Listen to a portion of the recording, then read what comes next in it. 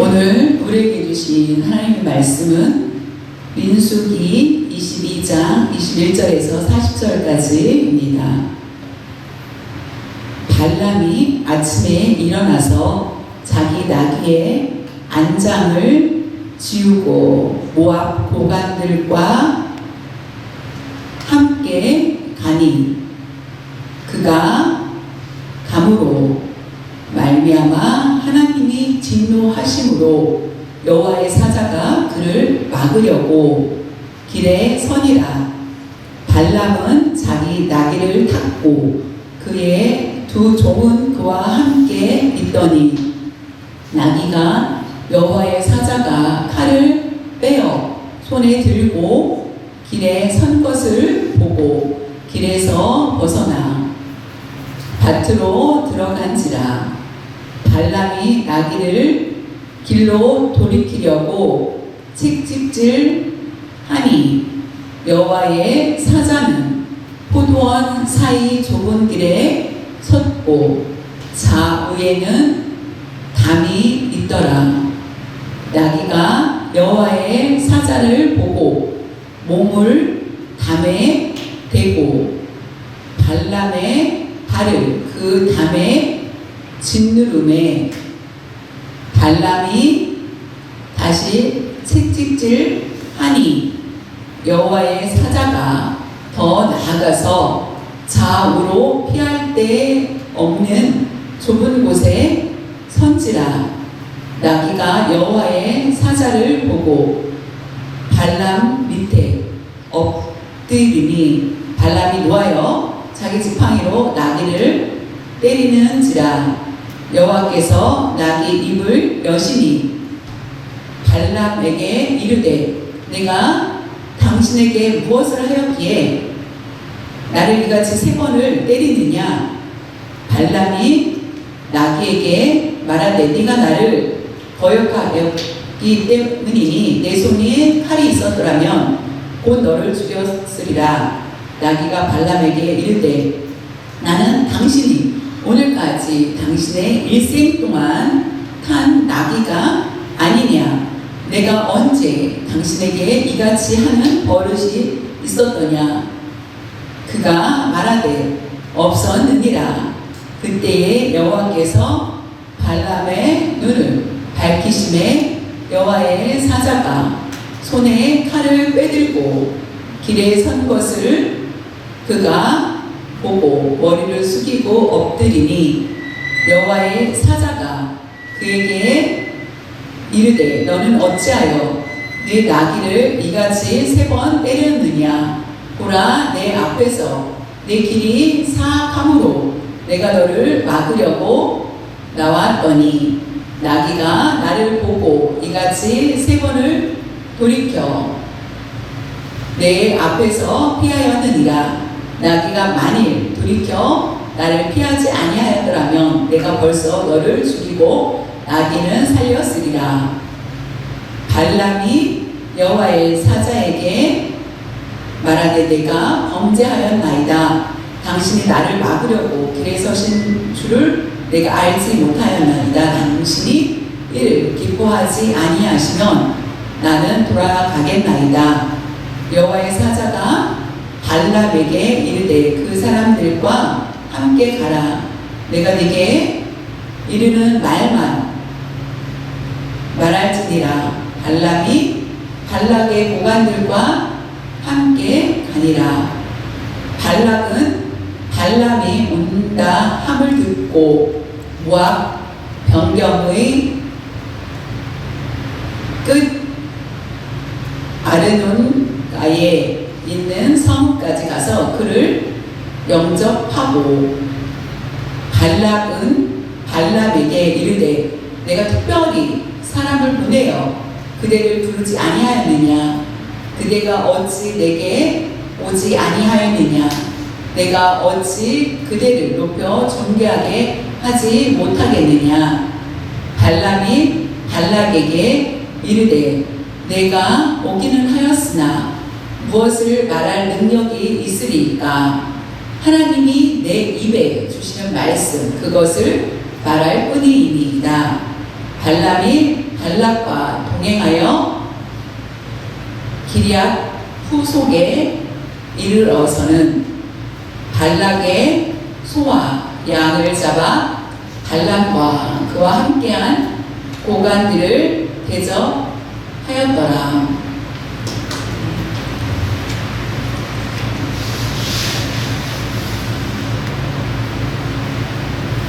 우리가 지난번에 말씀 나눴던 민수기 22장에 보면은 이스라엘이 요단강을 건너면 여리고가 보이고 있는데 그때에 모압 왕 발락이 이스라엘을 보고 그들이 전쟁에 능하다는 것을 알고 우리 앞에 있다라는 것을 보면서 언제 우리를 칠지 모른다라는 두려움에 있게 됩니다. 그래서 어떻게 하면은 해결할 수 있을까라고 생각을 하여서 발람을 모셔다 저주를 하면은 우리가 분명히 모압이 이길 거라고 생각을 하여서 고관들을 처음에는 신하를 보냅니다. 거절하자 두 번째는 고관들을 보냅니다.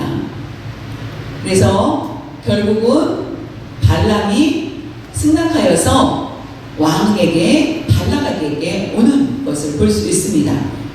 저와 여러분이 발람이 하나님의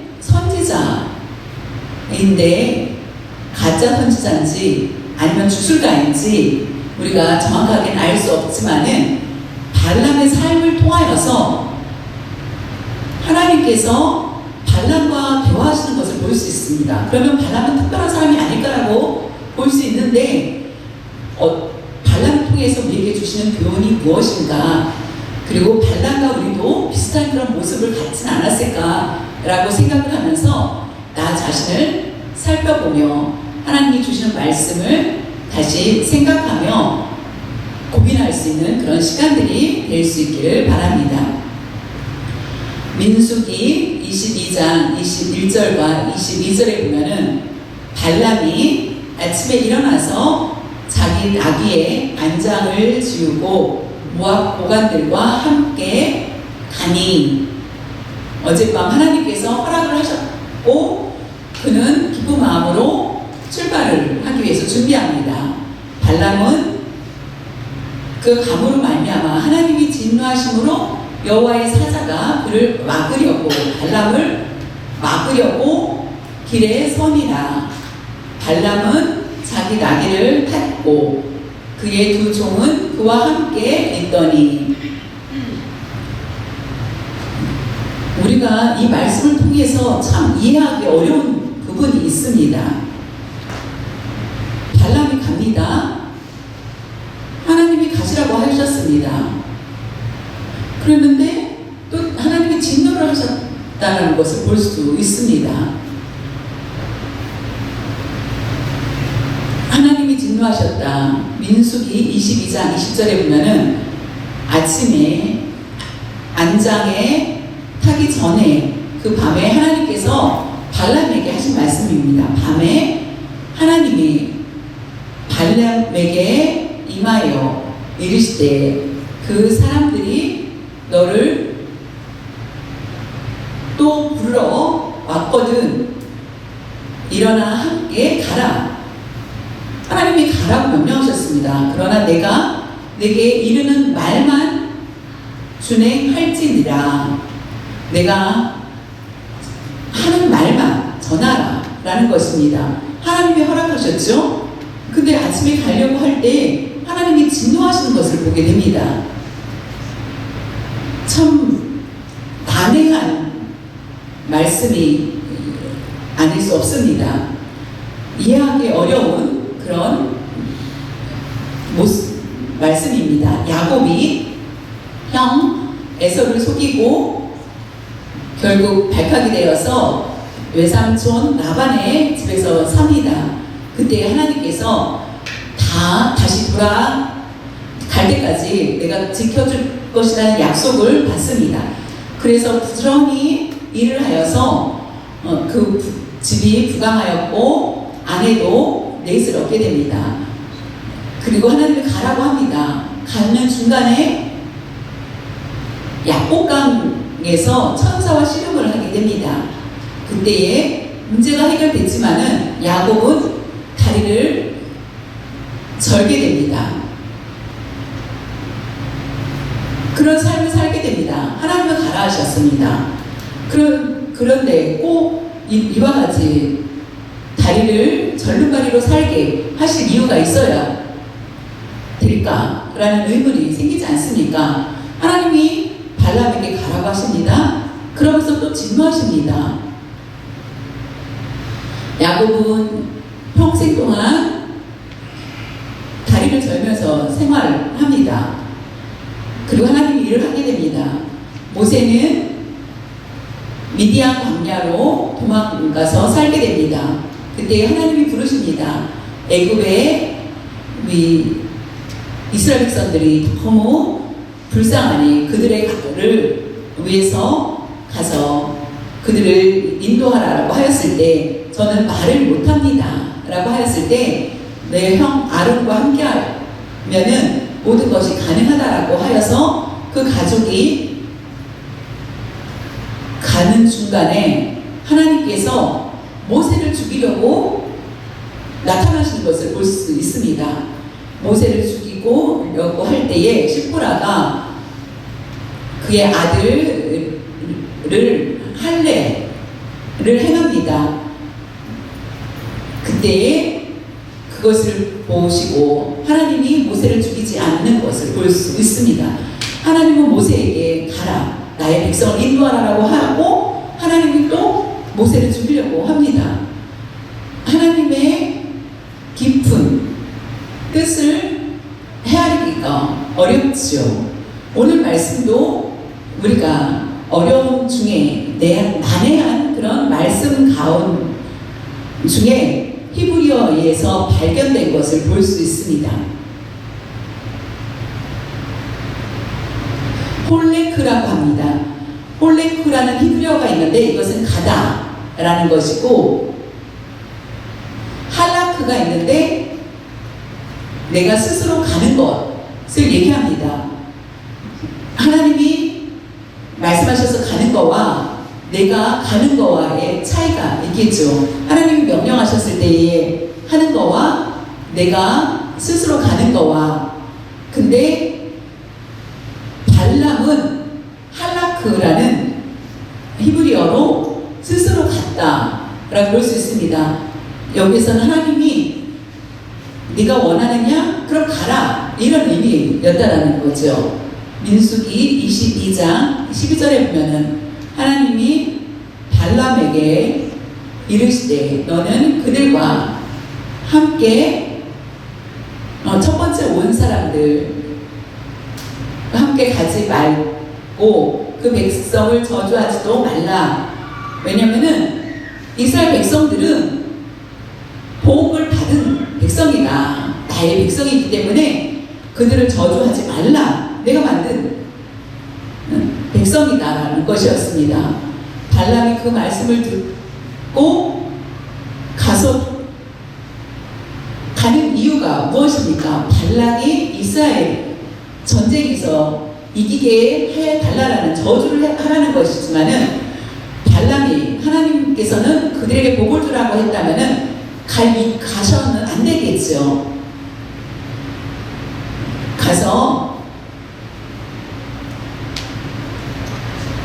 큰 돈을 벌 수 있어 라고 할 때에 나는 목사라 가지 않는다 라고 하면은 일부를 투자하면서 큰 돈을 벌어봐 라고 했을 때 저는 만약에 제가 그렇다고 해도 간다 그런다면은 그런 마음으로 발람이 이스라엘 백성들은 복받은 자이기 때문에 가나안에 들어가야 될 계획을 모두 그들에게 주었겠다라는 것을 발람이 아는데도 불구하고 저주하지 말라 아침에 가지 못한다라고 하면 좋은데 하나님 말씀에 가라라고 했다라고 하여서 스스로 낙이 안장에 앉아서 가는 것을 볼 수 있습니다. 23절에 보면 나귀가 여호와의 사자가 칼을 빼어 손에 들고 길에 선 것을 보고 길에서 벗어나 밭으로 들어간지라. 발람이 나귀를 길로 돌이키려고 채찍질하니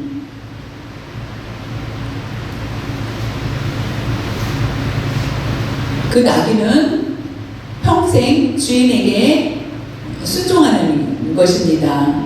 근데 그 나귀를 타고 가는데 그 나귀가 얘 눈에서 여호와의 사자가 칼을 빼서 손에 들고 있는 것을 보게 됩니다. 이미 그곳을 지나면은 칼로 칠 것을 알았기 때문에 나귀는 그것을 보았습니다. 그것을 본 나귀는 두려워서 자기가 죽음을 당할 수는 없기 때문에 그 길이 아닌 다른 길로 가게 됩니다. 그래서 밭으로 갑니다. 길이 아닌 다른 밭으로 가자. 발람은 그것을 보지 못하였기 때문에 왜 그와 같이 먹을 것을 구하려고 가는지라고 하면서 채찍을 들어서 그 길로 밭으로 가지 못하게 발람이 나귀를 채찍질하는 것을 볼 수 있습니다. 24절 보면 여호와의 사자는 포도원 사이 좁은 길에 섰고 포도원과 길과 포도원 그 좁은 길에 좌우에 담이 있었습니다. 그 담이 있는 곳에 여호와의 사자가 서 있는 것을 보게 됩니다. 나귀는 눈이 좋았기 때문에 멀리 있는 것도 잘 보아서 그 칼이 두려워서 그 길로 가지 않고 다른 길로 갈 때에 주인의 채찍에 다른 길로 가고 있었을 때에 그 길에서도 또 포도원 사이의 좁은 길을 만나게 됩니다. 그리고 두 담이 있게 되죠. 나귀가 여호와의 사자를 보고 몸을 담에 대고 발람의 발을 그 담의 짓누름에 발람이 다시 채찍질하니 나귀가 여호와의 사자를 보았습니다. 그래서 그 여호와의 사자는 담에 붙어 있다. 담에 대고 있다. 왜냐면 죽으면 명쾌하기 위해서 담에 붙어 있습니다. 근데 발람은 발 하나가 담에 짓누르게 됐다. 그래서 그 발이 아팠겠죠. 왜냐면 담에 그 다리가 계속 쓸리게 되었기 때문에. 그러자 발람은 다시 나귀를 채찍질합니다. 26절에 보면은 여호와의 사자가 더 나아가서 좌우로 피할 데 없는 좁은 곳에 선지라. 그래서 다른 길로 가려고 하였을 때 더 좁은 길로, 처음에는 넓은 길, 넓은 밭이었고 채찍을 맞아서 포도원이 있는 담이 있는 쪽으로 가게 되었고, 또 채찍을 맞았을 때에 더 좁은 길로 가서 더 이상 통과할 수 없는 그런 아주 좁은 길로 가게 됩니다. 나귀는 더 이상 피할 수 있는 방법이 없는 곳으로 가게 됩니다. 나귀가 여호와의 사자를 보고 발람 밑에 엎드리니 발람이 노하여 자기 지팡이로 나귀를 때리는지라. 더 이상 갈 수 없다라는 것을 보고 나귀는 발람 밑에 엎드립니다. 그러자 더 화가 난 발람이 지팡이로 나귀를 때립니다. 영적인 말씀이 여기에서 우리에게 주는 교훈이 무엇일까요? 우리가 믿음 생활을 하고 있습니다. 우리의 인도하심은 말씀이겠죠. 나의 중심대로 이끌어 나가면 안 된다는 것입니다. 우리의 주인은 하나님이시기 때문에 하나님이 나에게 말씀하신다면은 그 말씀을 따라서 나아가는 것이 우리가 해야 될 일이라는 것입니다. 그런데 우리의 책임에 대해서 불순종할 때에 이와 같이 발람의 모습이 되지 않을까요? 28절에 보면은 여호와께서 나귀 입을 여신이 발람에게 이르되 내가 당신에게 무엇을 하였기에 나를 이같이 3번을 때리느냐. 하나님은 특별한 능력이 있으신 분입니다. 짐승과 사람과 대화할 수 없는데 나귀가 부르짖고 싶어도 말을 할 수 없자 하나님은 그 나귀의 입을 열어서 왜 나를 이와 같이 3번이나 무엇 때문에 나를 때리느냐. 밭에서 한 번, 담벼락에서 한 번, 그리고 이와 같이 꿇어 엎드렸을 때 또 한 번, 이와 같이 3번을 나를 때리느냐라고 합니다. 발람은 나귀가 말을 하네 놀라지 않았다는 것을 볼 수 있습니다. 여러분, 갑자기 제가 키우는 고양이가 막 수화를 한다면은 저는 아마 충격받아서 쓰러질 것입니다. 너 어떻게 수화를 할 수 있니? 라고 우리 고양이에게 얘기를 하겠죠. 그런데 나귀가 말을 하자 어떻게 말을 하느냐라고 발람이 질문하지 않았다는 것입니다. 나귀가 말을 하자 발람이 어떻게 얘기를 했는지 29절에 보면은 발람이 나귀에게 말하되 네가 나를 거역하기 때문이니 내 손에 칼이 있었더라면 곧 너를 죽였으리라 라는 것. 놀라지 않고 나귀에게 대답합니다. 네가 왜 나를 거역하느냐. 네가 거역하니까 내가 칼이 있다면은 너를 죽였을 것이야 라고 하면서 발람이 화를 내면서 말을 하는 것입니다. 이솝 우화에 보면은 동물이 대화를 많이 하죠. 사람과 많이 하죠. 그런데 성경에도 이와 같이 사람과 동물이 얘기하는 것을 볼 수 있습니다. 나귀는 너무나 억울했습니다. 너무나 억울해서 발람의 순종보다 발람과 나귀가 죽지 않도록 피해줬는데 이와 같이 발람이 얘기를 하는 것에 억울하였을 것입니다. 발람은 네가 불순종하였기 때문에 내가 때렸다, 채찍질하였다 라고 얘기를 합니다. 네가 거역을 하여서. 발람과 나귀는 대화를 보면서 우리는 누가 맞다고 생각을 합니까? 나귀가 맞다고 생각하지 않습니까? 여호와의 사자가 아니면은 이와 같이 나귀도 행하지 않았겠죠. 여호와의 사자가 칼을 들고 있었기 때문에 나귀는 두려움에서 이와 같이 둘이 함께 살고자 피할 길을 찾았던 것 뿐이었습니다. 그런데 그것을 알지 못한 발람은 이와 같이 나귀를 책망합니다. 우리의 인생을 길은 무슨 길입니까? 생명의 길, 구원의 길입니다. 우리가 하나님께서 원하시는 길로 나아가는 것이 바로 말씀을 통해서 나아가야만 한다는 것입니다. 우리가 수없이 많은 말을 들었죠. 우리가 말씀이 지식으로 끝나서는 안 된다는 것입니다.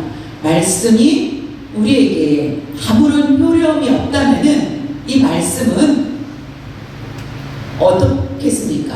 하나님의 말씀을 듣고 이것은 위험하다, 이 길로 가면은 위험하니 가지 마십시오 라고 할 때에 들어야 되는데, 우리는 우리의 길로 간다면 결국 우리는 죄악에 빠질 수밖에 없습니다. 주인이 위험하지 않도록 나귀는 피할 길을 주었는데도 불구하고 그것을 알지 못하는 우리는 우리의 고집대로 우리의 인생을 살고는 있지 않습니까? 나의 주인이 누구십니까? 나의 주인이 예수 그리스도이십니다.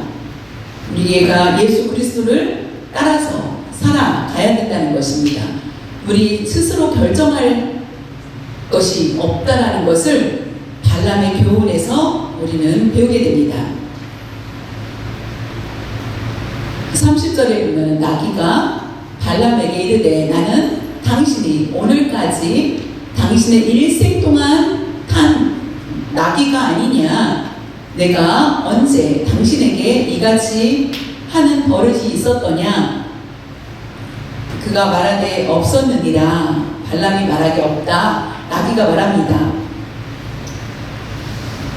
나귀를 언제인가 샀겠죠? 발람이. 그래서 함께 일생 동안 오랫동안 주인의 말에 거역하지 않고 이렇게 있었지 않았느냐? 내가 언제 이 주인 당신의 말을 거역한 적이 있었느냐? 라고 질문하자 발람이 없었다라고 얘기합니다. 내가 자주 거역하여서 채찍에 맞은 적도 없고 오늘은 이와 같이 이런 일들이 있었기 때문이지 않느냐? 내가 지금까지 충성하지 않았느냐? 라고 나귀가 입을 열어서 얘기를 합니다.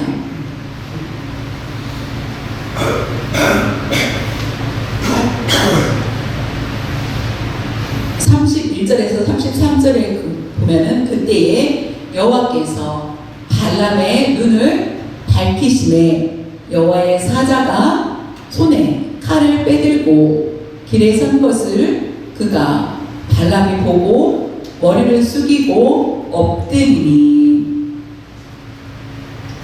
내가 지금까지 주인을 잘 섬겼는데 내가 지금까지 주인을 거역한 적이 없지 않았느냐라고 하였을 때에 하나님께서는 발람의 눈을 밝혀 주셨습니다. 나귀의 입도 여시고 발람의 영적인 눈도 열어주시는 하나님의 능력을 보게 됩니다. 그때에 여호와의 사자가 손에 칼을 들고 빼들고 길에 선 것을 보고 머리를 숙이고 엎드리는 것을 보게 됩니다. 육체적인 눈으로 아니면 영적인 눈으로 봤을 때 누구를 섬길 것인지, 우리가 육체적인 눈으로 본 것을 섬기는 것이 아니라 영적으로 본 것을 섬기는 것, 육체적으로 봤을 때에는 참 좋은 것들이 많습니다. 그러나 하나님은 영적인 눈으로 모든 것을 보길 원하십니다. 우리는 천국을 바라보아야만 합니다. 세상을 집중되어 있으면은 우리 영적인 눈은 어두워질 수밖에 없습니다. 여러분이 믿음 생활을 하고 있습니다. 육체적인 삶을 산다. 예수를 믿기 전에는 물론 육체적인 삶을 살 수 있습니다. 그러나 우리가 예수님을 믿은 후에는 영적인 눈, 하나님의 나라, 영적인 으로 사는 것, 그것이 바로 우리의 눈을 밝히는 것입니다. 옛날에는 선과 악을 구분하지 못하였는데 영적인 맹인과 같았던 내가 이제는 하나님의 말씀을 알고 봉사하고 섬기고 영적인 눈이 밝아진 것을 보게 됩니다. 죄는 물리치고, 그러나 지금 우리의 마음이 이와 같이 죄를 받아들이며 선악을 구분하지 못하며 살고는 있지 않는지 살펴보아야만 하겠습니다. 그렇다면 우리에게는 영적인으로 병이 들진 않았을까요? 우리의 영적인 눈을 밝혀주는 것도, 열어주시는 것도 하나님의 은혜라는 것입니다. 하나님께서 열어주셔야만 우리의 눈이 열리게 됩니다. 예수 그리스도를 보내주신 것, 그것이 바로 우리를 구원해 주시기 위함이라는 것을 아시고 영적인 눈을 깨달았다면 우리는 선악을 알게 되고 우리가 하나님 말씀대로 순종하면서 살아갈 수 있게 된다는 것입니다. 그것이 바로 천국을 향해 가는 길이라는 것입니다. 영적인 눈이 열리자, 눈이 밝아지자 여호와의 사자를 보게 됐다는 것입니다. 여호와의 사자가 그에게 이르되 너는 어찌하여 네 나귀를 이같이 3번 때렸느냐? 보라, 내 앞에서 내 길이 사악함으로 내가 너를 막으려고 나왔더니 나귀를 이같이 3번 때렸느냐?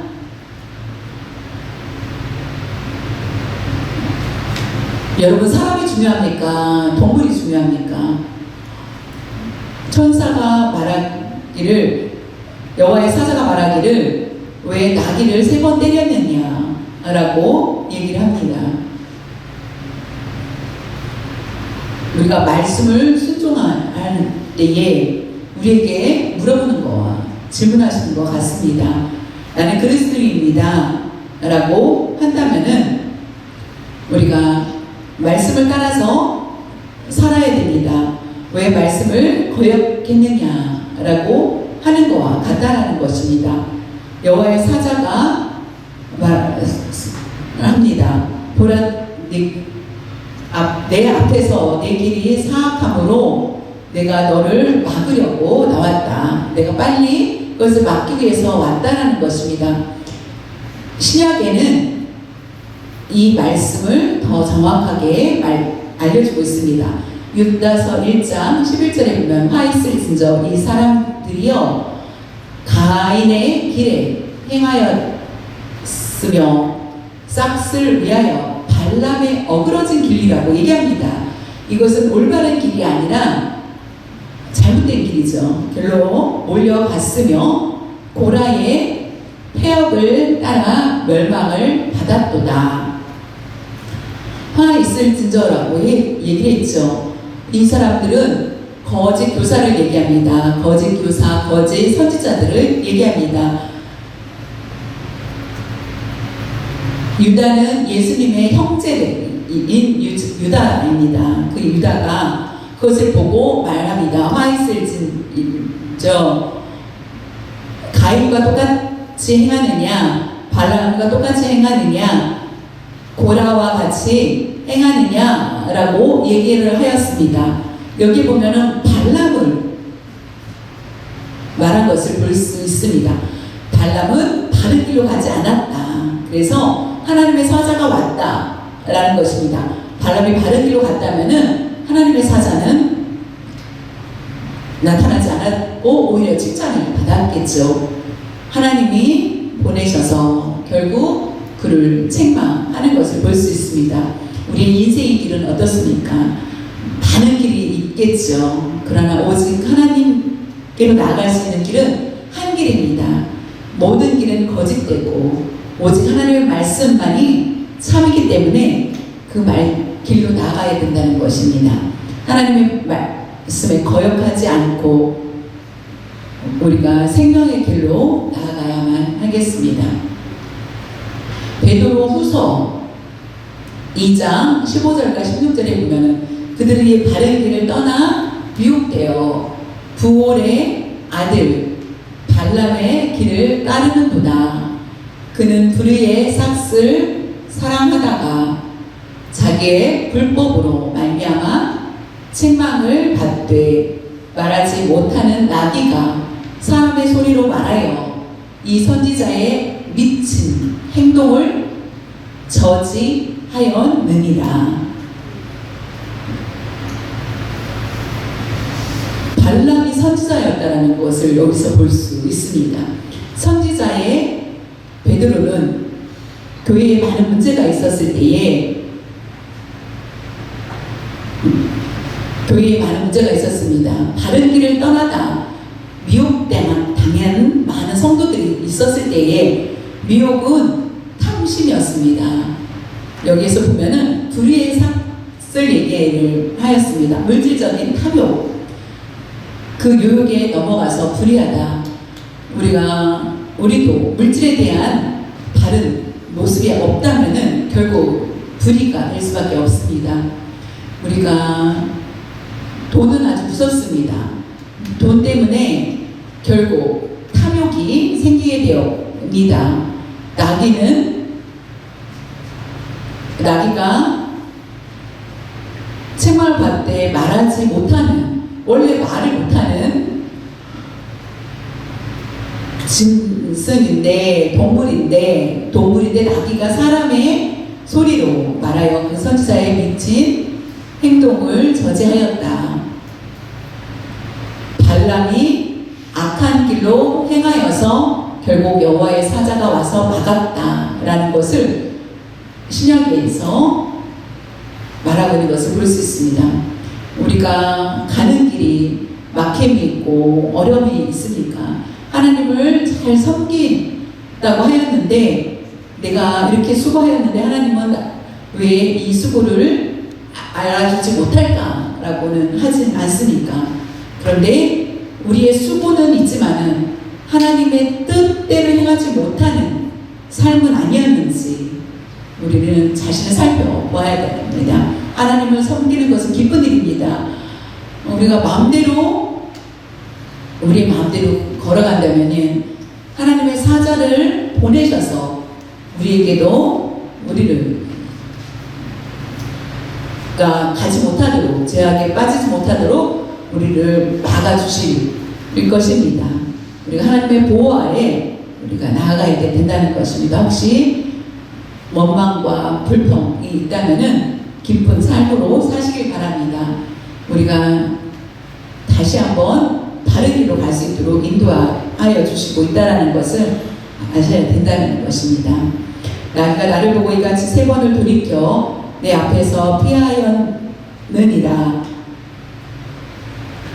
나귀가 만일 돌이켜 나를 피하지 아니하였다면 내가 벌써 너를 죽이고 나귀는 살렸으리라. 나귀가 잘 피하였다. 전 여호와의 사자를 보고 잘 피하였다. 근데 나귀가 피하지 않았다면은 발람은 죽었을 것이다. 나귀 때문에, 그리고 나귀는 살릴 것이다. 발람은 죽이고 나귀는 살릴 것이다 라는 것입니다. 말씀의 인도하심을 받았습니다. 말씀을 대로 따르지 않았다면은 말씀은 살아있지만 나는 죽게 됩니다. 그 말씀이죠. 말씀은 하나님의 말씀입니다. 예수님의 말씀이십니다. 우리가 말씀을 모르지 않습니다. 너무나 잘 알고 있죠. 안다면은 우리가 바른 길로 갈 수 있기를 바랍니다. 나귀의 고집이 세구나, 나귀가 고집이 세다, 이 길로 가야 되는데 이렇게 가지 못하게 하느냐라고 하지 마시기를 바랍니다. 민수기 22장 34절에 보면은 발람이 여호와의 사자에게 말하되 내가 범죄하였나이다. 당신이 나를 막으려고 길에 서신 줄을 내가 알지 못하였나이다. 당신이 이를 기뻐하지 아니하시면은 나는 돌아가겠나이다. 회개의 모습이죠. 근데 여기에서 이게 진실하지 않다라는 것입니다. 당신이 이를 기뻐하지 아니하시면은 나는 돌아가겠나이다. 기뻐하지 않으시면은 내가 다시 집으로 가겠다. 전에는 하나님 말씀에 저주하지 말라라고 말씀을 하셨기 때문에 이스라엘 백성들은 내가 복을 준 백성이기 때문에 그들을 저주하지 말라라는 것을 알고 있는데 기뻐하지 않는다면은 제가 돌아가겠습니다 라고 한 것은 하나님의 이용하는 말씀이 된다는 것입니다. 이미 하나님은 말씀하셨지만은 발람은 이와 같이 하나님께 말하는 것을 볼 수 있습니다. 기분이 안 좋아요? 그럼 내가 하지 않을게요. 오라고 하는 것. 하나님 말씀이라면 무조건 순종할게요. 라고는 말을 하지만은 우리가 온전한 순종이 중요하다라는 것을 볼 수 있습니다. 근데 여호와의 사자가 발람에게 이르되 그 사람들과 발락이 보낸 고관들 사람들과 함께 가라. 하나님 말씀하십니다. 함께 가라. 내가 네게 이르는 말만 말할지니라. 발람이 발락의 고관들과 함께 가니라. 이 비슷한 것을 볼 수 있습니다. 사도 바울이 예수님을 믿는 사람을 잡기 위해서 가시다가 다음에 도상에서 예수님을 만나게 될 때에 그때 예수님과 바울이 대화를 합니다. 그래서 그때에 이 상황에서는 지금 발람이 하나님과 말씀하셨을 때에 그리고 발람이 두 종과 같이 함께 갔다고 하였는데 발람이 하나님과 대화할 때에 고관들과 그 종들이 알았을까요? 제가 하나님이 원치 않으시면은 기뻐하시지 않은 일이면은 제가 그냥 돌아가겠습니다. 그런데 하나님 말씀하십니다. 다시 그냥 가라. 그들과 함께 가라라고 얘기합니다. 그래서 발락의 고관들과 함께 가게 되는 것을 볼 수 있습니다. 발락은 모압 왕 발락은 이스라엘을 어떻게든지 치고자 하였습니다.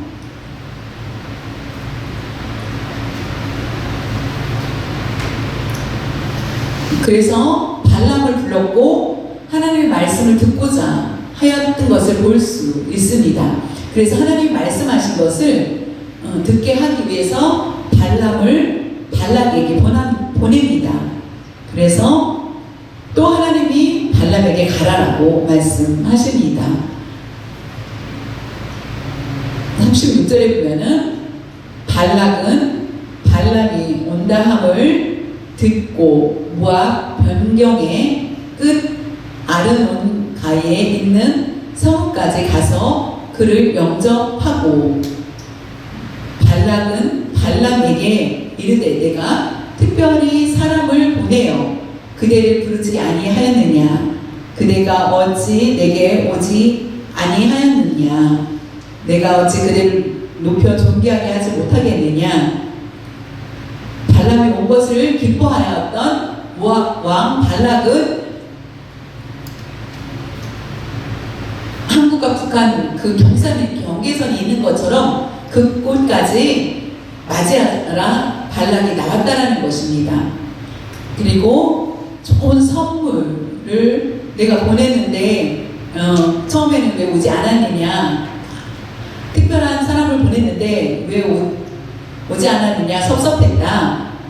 그리고 내가 너를 아주 궁에서 나와서 너를 이렇게 맞이하러 오지 않았느냐 라고 하면서 얘기합니다. 근데 발람이 발락에게 이르되 내가 오기는 하였으나 내가 왔으나 무엇을 말할 능력이 있으리까. 나는 아무 능력이 없다. 하나님이 내 입에 주시는 말씀 그것을 말할 뿐이니이다. 하나님이라고 여기서 말씀하였죠. 발람이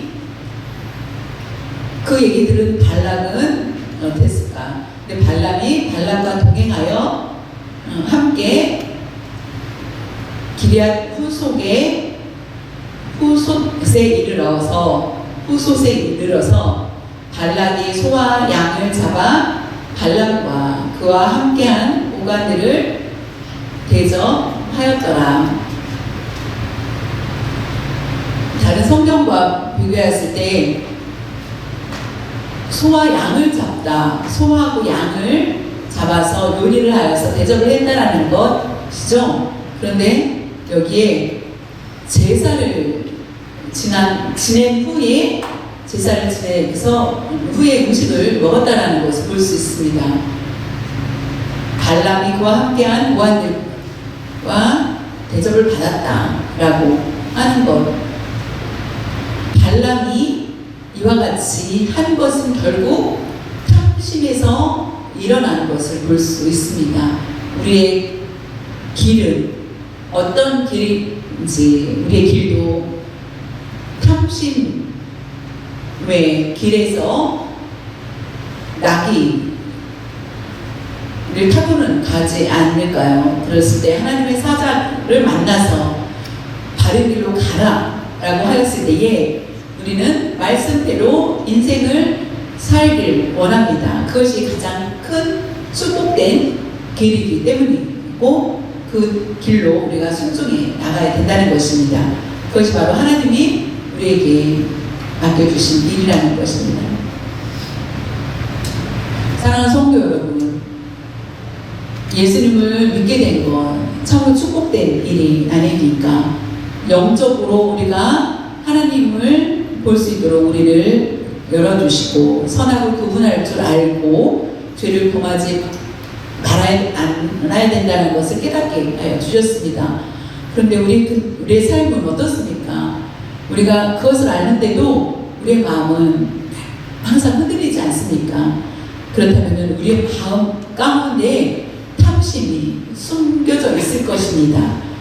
그 탐심, 탐욕, 이것을 버리고 하나님의 말씀을 선택할 수 있어야만 되겠습니다. 우리가 하지 말라는 것은 하지 말고 하라는 것은 할 수 있는 것, 우리 인생의 바른 길로 나아가는 것이 바로 하나님이 우리에게 주신 이 말씀이기 때문에 하나님께서 우리를 책망하지 않는다면은 차라리 믿지 않는 사람들과 같이 사는 것이 더 나을 수도 있습니다. 우리가 고난이 있고 책망을 들을 수 있습니다. 그럴 때마다 나의 하나님의 말씀을 선택하고 나의 연약함, 우리가 하나님을 알고 있습니다. 우리가 하나님 말씀을 선택할 때에 우리를 변화시켜 주신다는 것입니다. 우리는 연약하고 부족할 수 있습니다. 온전하지 못합니다. 그럼에도 불구하고 하나님은 여전히 우리를 사랑해 주신다. 우리가 하나님이 우리를 사랑하신다면 우리도 하나님을 사랑할 수 있는 여러분들 되시길 바라고 다음에 세 번째 또 말씀을 드리겠습니다. 하나님 아버지 감사합니다. 우리 인생을 어떻게 살아야 될지 많은 고민 가운데 있습니다. 그러나 하나님 말씀을 통하여서 우리 인생의 주인이 내가 아니라 예수 그리스도라는 것을 분명히 알고 살게 하여 주시옵소서. 우리가 때때마다 하나님께서 우리 다른 길로 나아갈 수 있도록 책망하실 때마다 그것을 깨닫게 하여 주시고 우리가 체험을 통하여서 다시 한번 하나님 말씀이 얼마나 중요한지를 알 수 있도록 은혜를 베풀어 주시옵소서. 우리의 남은 인생 하나님 뜻을 온전히 뜻대로 순종하면서 살아갈 수 있는 저희들 될 수 있도록 도와주시옵소서. 잘못된 길 있다면은 우리가 밝게 깨닫고 바른 길로 나아갈 수 있도록 도와주시옵소서. 나귀처럼 하나님의 말씀을 순종할 수 있는 저희들 될 수 있도록 지혜를 더하여 주시옵소서. 감사드리며 주 예수님의 이름으로 기도드려 싸움나이다.